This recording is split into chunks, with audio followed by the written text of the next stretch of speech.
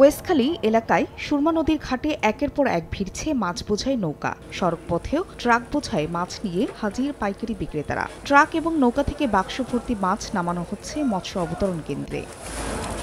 দেশীয় এসব মাছের সয়লাভ ওয়েস্টখালী মৎস্য অবতরণ কেন্দ্র। দরদামে চলে রুই, কাতল, চাপিলা, মৃগেল, আইড়, বোয়াল সহ নানা প্রজাতি দেশীয় মাছ বেচাকেনা। খুচরা বিক্রেতা ছাড়াও ক্রেতারা ভিড় করেন মাছ কিনতে।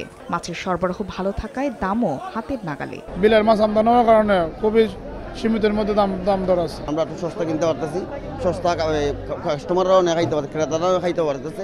ট্যাংরা 450, 500, পাঙ্গাস 200, 170। মাছের চাহিদা বুঝা 10 মণ, 12 মণ, 15 মণ পর্যন্ত কিনি। মানে মাছের চাহিদা অনুযায়ী মাছ কিনি। প্রতিদিন সকাল 8টা থেকে বসে এই হাট। ঘণ্টাখানেকের মধ্যেই বিক্রি হয় লাখ টাকার মাছ। সময় সংবাদ, সুনামগঞ্জ।